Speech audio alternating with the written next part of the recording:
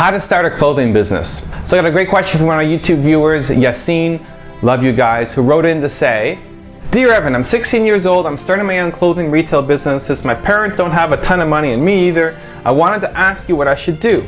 Do you think I should get a job and introduce my first collection to investors or not? Please answer me in a video. Please keep doing what you do, Yassine. This is a great question, and I'm actually glad you're open to getting a job. I have two bits of advice for you.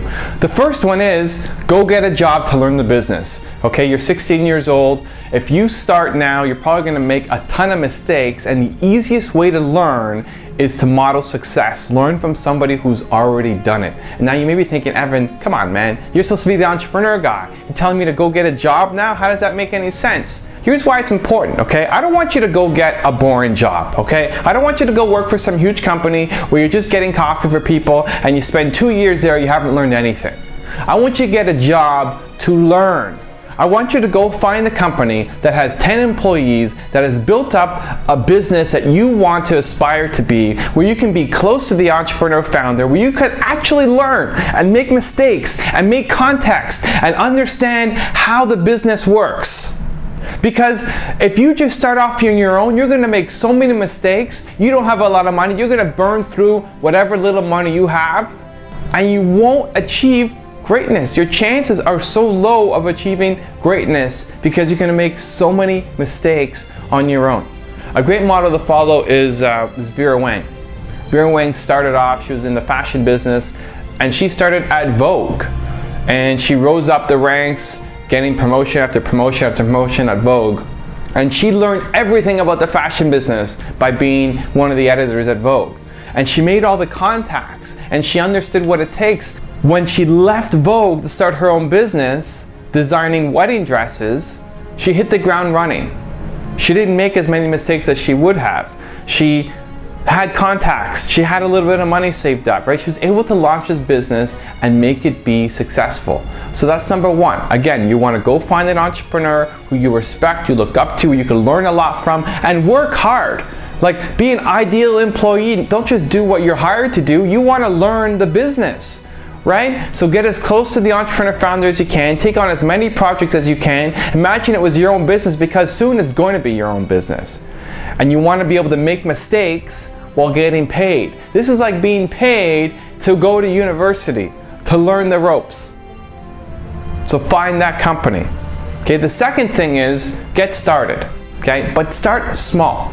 A lot of entrepreneurs, especially in the fashion business, they see the orders, right? If you want to make a deal with somebody to supply this stuff to you, whatever shirts, hoodies, whatever you're making, the cost per unit is so high in small quantities, right? You want to order 10 t-shirts, it's going to cost you a lot of money.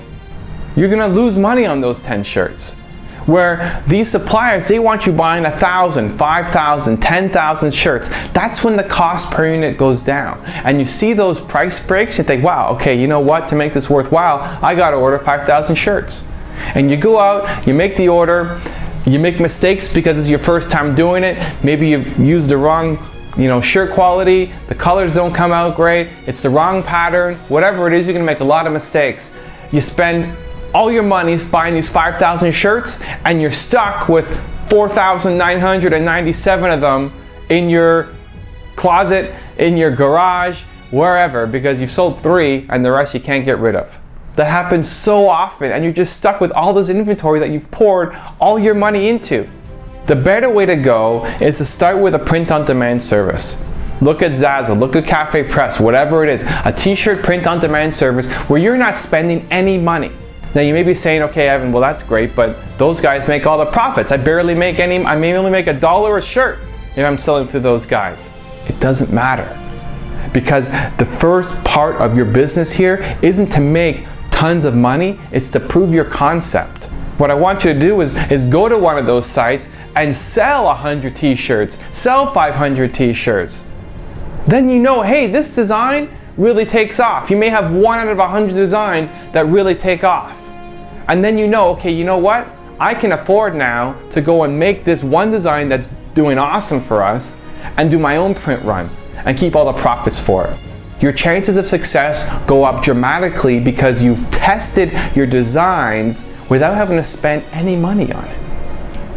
So one, go get a job, learn from somebody in the business who has done it, who's built the ideal company from you, and get as close to that founder as possible to learn from them.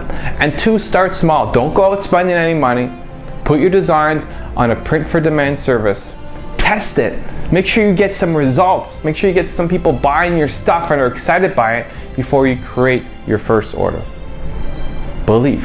For those of you watching, like the video, please click on the link that supports me in making these videos below. Leave a comment, let me know what you think, and click on my face, subscribe to the channel. Thank you so much. I'll see you soon.